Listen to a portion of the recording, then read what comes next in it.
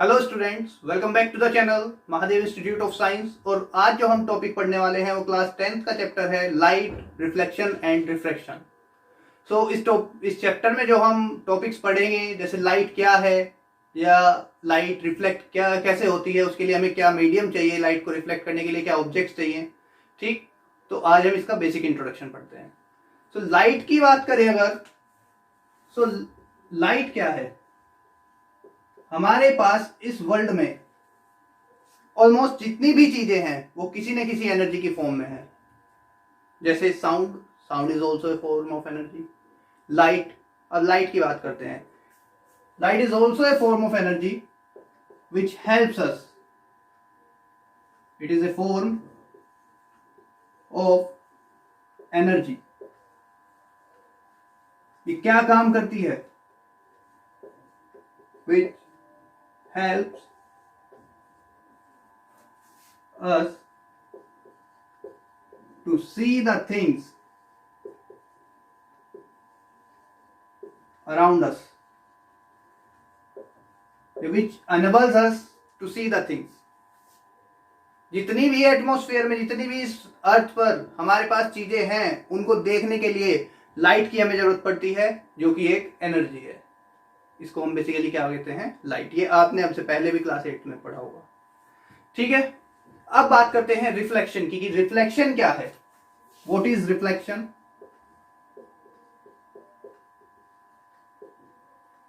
अब रिफ्लेक्शन है आपका कि किसी भी चीज का एक मीडियम में टकरा कर वापस आ जाना।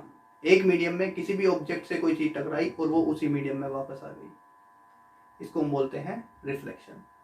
सपोज आपने एक क्रिकेट बॉल ली और उसको दीवार पर स्ट्राइक किया, दीवार पर फेंक कर मारा, और वो क्या हो गई? वो टकरा करके वापस आ जाती है। This is called reflection. Clear? Same process light का है।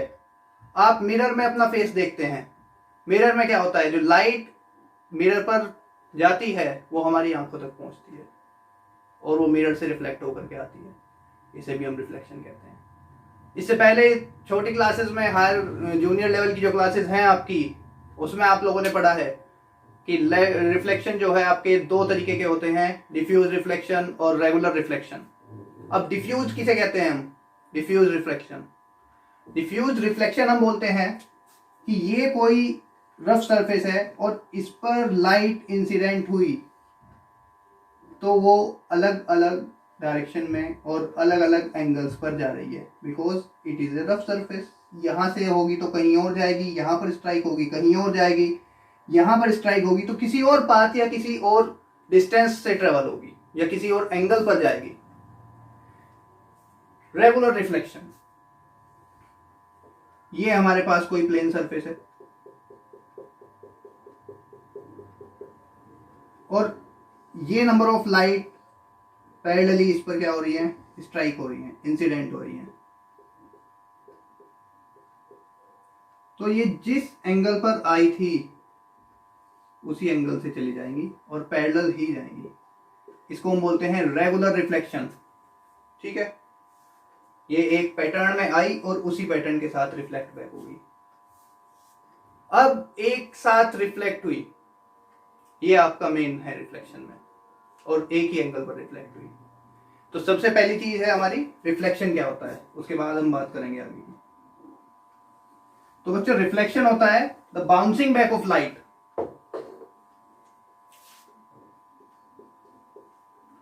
The bouncing back of light in a medium. दो मीडियम की हमें जरूरत नहीं पड़ेगी, एक ही मीडियम में वापस आनी चाहिए, उसी को हम रिफ्लेक्शन बोलते हैं। ठीक, तो the bouncing back of light in medium is called reflection. तो बच्चों, इससे आगे हम पढ़ते हैं लॉज ऑफ रिफ्लेक्शन। रिफ्लेक्शन के कुछ नियम है जिनको लाइट जो है फॉलो करती है और उसी के अकॉर्डिंग क्या होती है? आपकी रिफ्लेक्ट होती है। तो पहला जो आपका लॉ है, पहला जो रूल है वो क्या है? First rule of reflection of light, the angle of incidence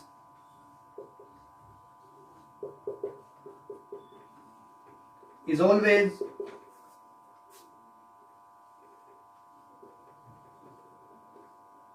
equal to the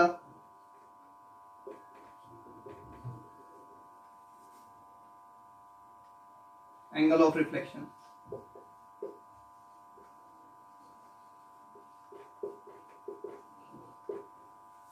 angle I is always equal to angle R. Second, the incident ray,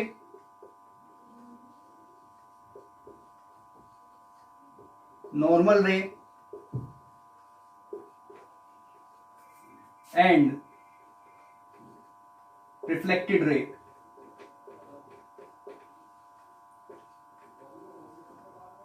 all lie in the same plane.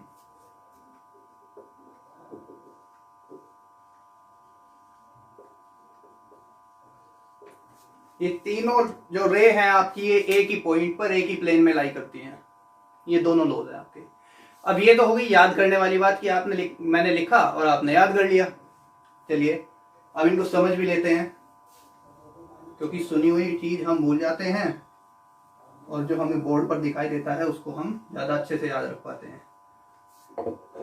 ठीक, तो पहले बात करते हैं incident ray क्या होती है आपकी, नॉर्मल रे क्या होती है और रिफ्लेक्टेड रे क्या होती है। सपोज करिए ये आपका मिरर है,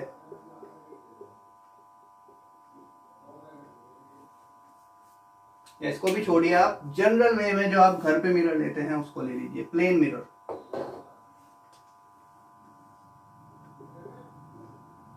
तब आप लोग घर पे उठकर सुबह शीशा देखते हैं, मिरर देखते हैं, अपना फेस देखते हैं उसमें।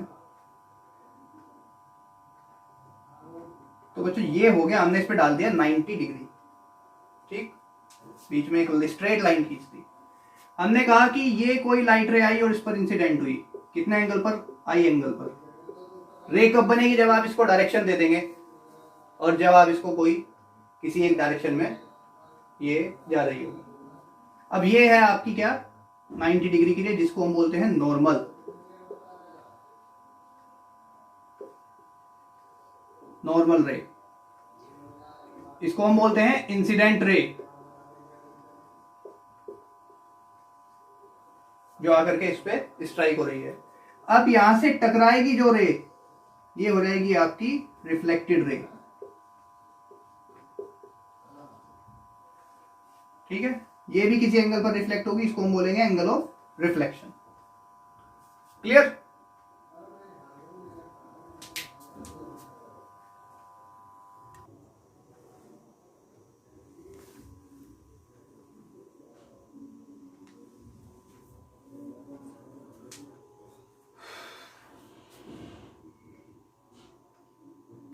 तो बच्चों ये हो गई आपकी तीनों रेज, इंसिडेंट रे, नॉर्मल रे and reflected ray. Clear?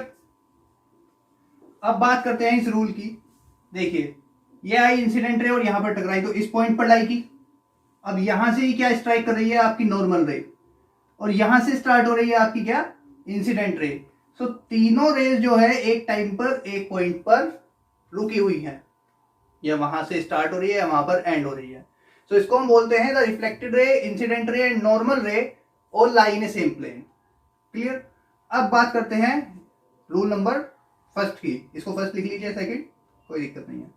The angle of incidence is always equal to angle of reflection. ये जो आपका एंगल है नॉर्मल के साथ जो इंसिडेंट रे ने बनाया, यानी कि जो रे आई थी उसको हमने नाम दिया इंसिडेंट रे, और उस रे ने जो एंगल बनाया नॉर्मल के साथ उसको हम बोलते हैं एंगल ऑफ इंसिडेंस। ठीक,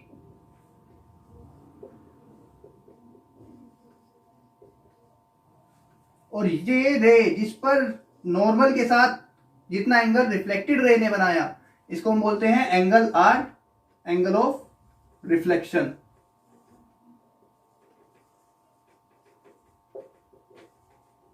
तो ये दोनों रूल हो गए आपके, angle of incidence is always equal to the angle of reflection. Clear? तो ये था आपका लाइट, रिफ्लेक्शन और laws of reflection. It is a very important topic, laws of reflection, और ये 2 मार्क्स में पूछा जा सकता है किसी भी एग्जाम में, बोर्ड में या आपके इंटरनल एग्जाम्स में। ठीक है, तो अब बात करते हैं आगे की। रिफ्लेक्शन तो हमने पढ़ लिया क्या होता है, रिफ्लेक्शन के लॉज भी पढ़ लिए, लेकिन किसी भी लाइट को रिफ्लेक्ट करने के लिए कोई ऑब्जेक्ट या कोई मीडियम तो चाहिए।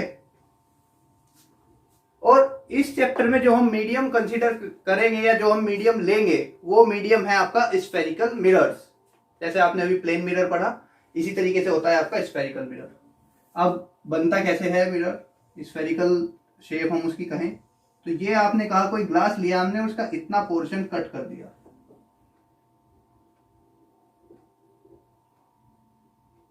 और इसको कर दिया हमने पॉलिश, ठीक। यानी कि spherical glass from which we take a part and polish from any of the side, किसी भी साइड से हम उसको क्या करते हैं, पॉलिश। तो एक सरफेस जो है आपकी रिफ्लेक्टेड सरफेस बन जाएगी।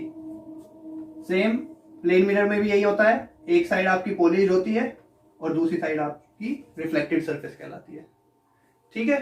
तो इसको हम बोलते हैं स्फेरिकल मिरर्स। अब हमारे पास दो तरीके के स्फेरिकल मिरर होते हैं, एक को नाम देते हैं हम कॉनकेव और दूसरे को नाम देते हैं कॉन्वेक्स। एक मैंने अभी आपको दिखाया, ये हो गया। दूसरे की बात अगर हम करें, हमने यहां से ले लिया और इसको हमने अंदर की साइड से क्या कर दिया, पॉलिश। तो इस बार जो आपकी रिफ्लेक्टिंग सरफेस हो गई ये, और इस वाले में जो रिफ्लेक्टिंग सरफेस थी वो थी ये, ठीक। तो हमने जो इसको नाम दिया, इसको दिया कॉनकेव मिरर और इसको नाम दिया हमने कॉन्वेक्स मिरर। ये आपको मालूम है प्लेन मिरर होता है। तो बच्चों दो तरीके के आप स्फेरिकल मिरर पढ़ेंगे इस चैप्टर में, first concave mirror, second convex mirror, ठीक है। अब इसकी पहचान कैसे हो कि हम भाई पहचाने कैसे, कंफ्यूजन हो जाता है कौन सी साइड आपकी रिफ्लेक्टेड हो, रिफ्लेक्शन देगी, या कौन सी साइड रिफ्लेक्ट करेगी लाइट को और कौन सी क्या है रिफ्लेक्ट नहीं करेगी, ठीक। चम्मच आप लोग एग्जांपल में याद रख सकते हैं, जिस साइड से आप चम्मच को से खाना खाते हैं, ठीक, तो वो होती है आपकी कॉनकेव। ये इस तरीके की सरफेस होती है आपकी चम्मच की एक साइड, और एक साइड ये बाहर से। तो जो सरफेस आपकी बेंट इनवर्ड होगी, the surface which curved inward, ये वाली सरफेस जो है ये अंदर की तरफ मुड़ी हुई है, इसको हम बोलते हैं convex mirror, sorry concave mirror. और जो सरफेस आपकी बल्जिंग आउटवर्ड होगी या बेंट आउटवर्ड, उसको हम बोलते हैं कॉन्वेक्स मिरर, ये वाला। तो यानी कि चम्मच की एक साइड तो हो गई आपकी क्या, कॉनकेव, और दूसरी साइड हो गई आपकी कॉन्वेक्स, ठीक। जिस साइड से आप खाना खाएंगे वो हो गई आपकी कॉनकेव, और जिस साइड से ये जो बल्जेस आउटवर्ड होगी उसको हम बोलेंगे कॉन्वेक्स। क्लियर। अब इसको हम दूसरा नाम जो देते हैं वो देते हैं कन्वर्जिंग मिरर।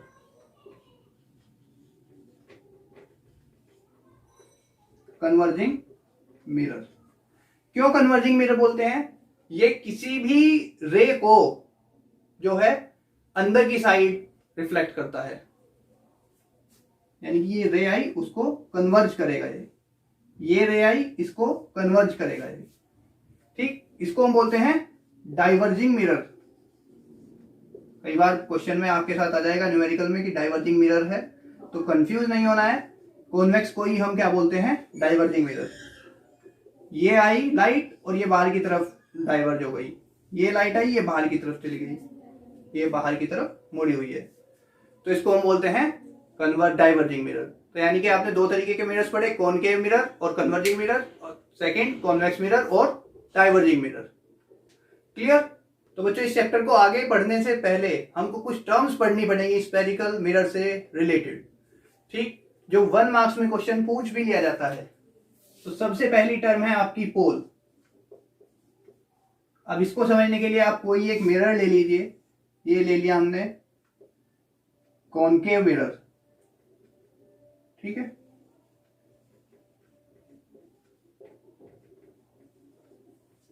अब इस मिरर का जो सेंटर होगा आपका, the centre of a spherical mirror is called pole, denoted by P.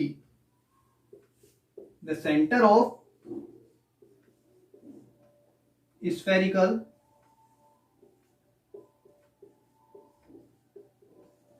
mirror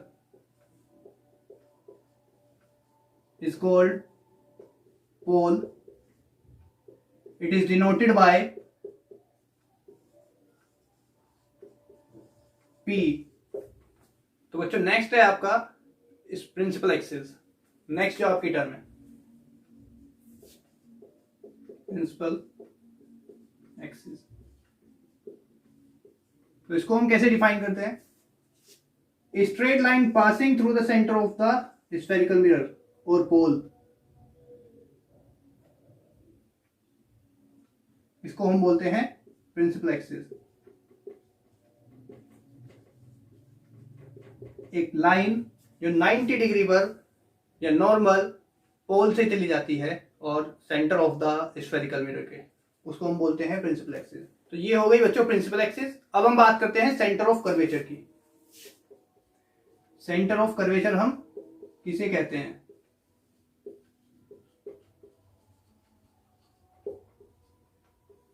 अब जो ये आपने स्फेरिकल मिरर कंसीडर किया है या स्फेरिकल मिरर का एक पार्ट लिया है, ये आपने लिया है एक स्फीयर से, तो इसकी जो रिफ्लेक्टिंग सरफेस है मिरर की वो एक पार्ट है किसका? स्फीयर का। क्लियर? और उस स्फीयर का सेंटर भी होता है, तो जो सेंटर उस स्फीयर का होगा वही सेंटर इस स्फेरिकल मिरर का होगा। तो हमने कहा कि अगर मान लीजिए ये पॉइंट है इसका सेंटर, इसको हम डिनोट करते हैं कैपिटल सी से, तो इस पॉइंट को हम बोलेंगे centre of curvature. The reflecting surface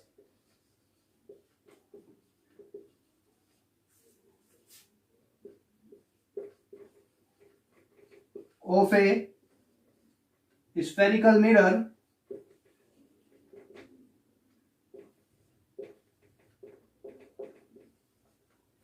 forms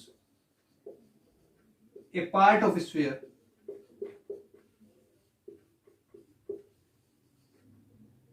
This sphere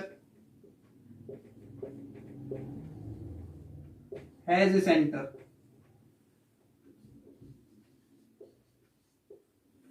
Clear? This point is called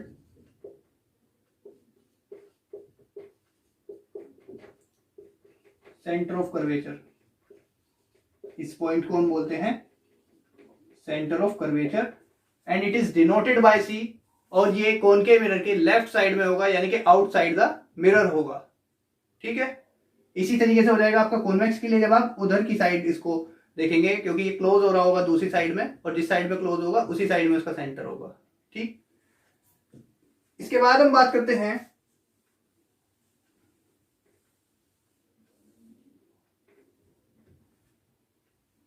अब इसके बाद जो हम बात करते हैं वो है रेडियस ऑफ कर्वेचर।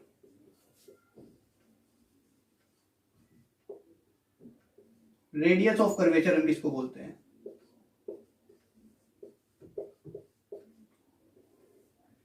तो बच्चों पोल से जो डिस्टेंस आपकी सेंटर ऑफ कर्वेचर तक की होगी उसको हम बोलेंगे radius of curvature and it is denoted by R, capital R. ठीक है? तो ये हो गई आपकी radius of curvature. The distance from the pole to the radius of centre of curvature is called radius of curvature. Next आता है इसमें आपका प्रिंसिपल फोकस। फोकस हम किसको बोलते हैं? तो हमने कहा कि जो भी लाइट रेज पैरेलल आ रही थी वो रिफ्लेक्ट होने के बाद एक पॉइंट पर मिलती हैं। The light rays comes parallel to the principal axis after reflection meets at a point and that point is called focus. ये वाली लाइन आ रही है, ये रे आ रही है, लाइट रे आपकी, ये भी आपकी कोई लाइट रे आ रही है, और ये रिफ्लेक्ट होने के बाद एक पॉइंट पर इंटरसेक्ट करती हैं। इस पॉइंट को आप कहते हैं फोकस। ठीक? तो ये हो गया आपका फोकस। अब नेक्स्ट आती है आपकी फोकल लेंथ। फोकल लेंथ हम किसको बोलते हैं? The distance from the pole to focus. यहां पर थोड़ा सा कंजेस्टेड हो गया है तो हम दूसरा एक डायग्राम बना लेते हैं।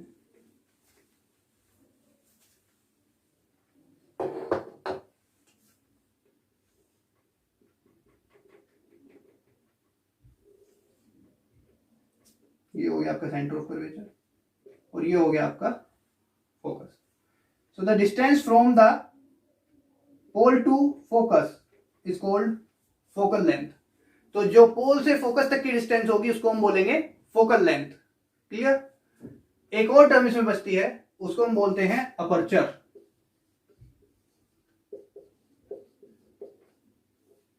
इसको हम बोलते हैं the diameter of spherical surface, the diameter of spherical surface is called aperture, और the end to end distance, the distance between the two ends of a spherical surface is called aperture. ये क्या हो गया आपका aperture, linear aperture basically इसको हम बोलते हैं, क्योंकि ये एक स्ट्रेट लाइन डिस्टेंस है। ठीक है, तो ये थी बच्चों सारी आपकी इंपॉर्टेंट टर्म्स जो 1 मार्क्स में क्वेश्चन आ जाता है बोर्ड में, और इनसे रिलेटेड भी क्वेश्चन आ जाता है। ठीक, तो एक रिलेशन और है आपका इसमें फोकस का। फोकस को आप एक तरीके से और याद रख सकते हैं, ये हाफ होता है आपका रेडियस ऑफ कर्वेचर का। तो इसकी डेफिनेशन ये भी बन जाती है, the half of the radius of curvature is called focal length.